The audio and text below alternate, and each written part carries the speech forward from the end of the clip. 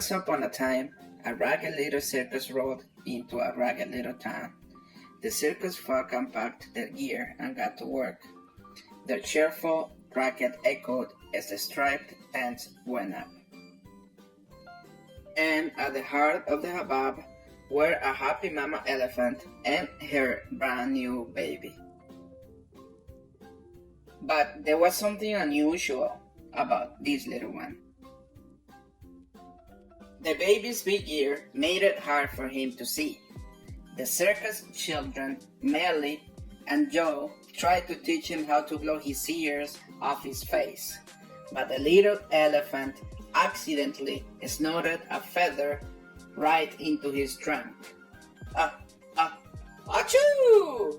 Into the air he sailed, and for a moment it almost looked as though he were flying. But then down to the ground he tumbled. Soon the baby appeared in the circus for the very first time. Out he went, with his giant ears hidden, but the feather had caught his eye and achoo! Everyone could see the little elephant's giant ears. Dumbo, Dumbo! The crowd chanted, laughing. They began to throw things at the poor little creature. Dumbo's mama rushed in to save her baby, and in all the panic, the circus tent gave out. The tent was ruined. The stands were ruined. The circus was nearly ruined, and Dumbo's mama was locked up. The next day, Dumbo's mama was taken away. Dumbo was alone. But he wasn't all alone. That night, Millie and Joe came to visit him.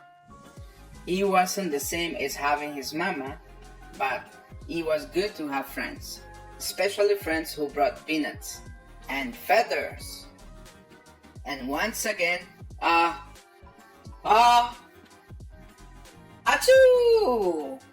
Dumbo was flying, really and truly flying.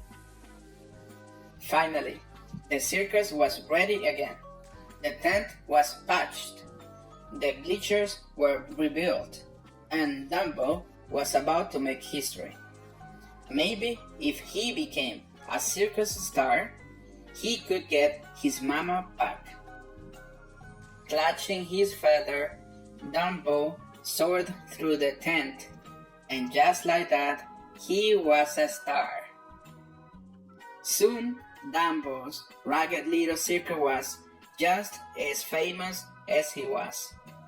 Too famous for a ragged little town, at least according to the big-time circus man V.A. Van der Veer. Before Dumbo and the children knew it, the ragged little circus had been bought by the big-time circus man, and they were off to New York, to Dreamland. The new tent was bigger, the new crowds were bigger, and the new city much bigger. It made Dumbo feel even smaller. He gave a frightened little cry. And out in the night, someone heard that cry. Someone who recognized it. Someone who cried back, "Mama!"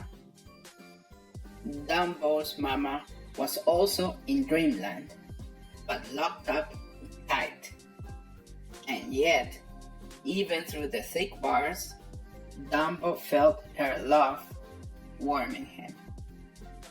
Van der Veer refused to let Dumbo's mama go.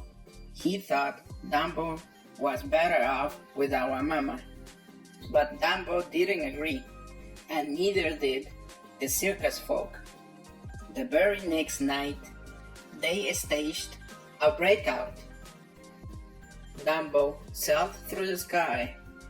On the ground, his mama bumped along in a stolen truck, and soon Dumbo and his mama were reunited.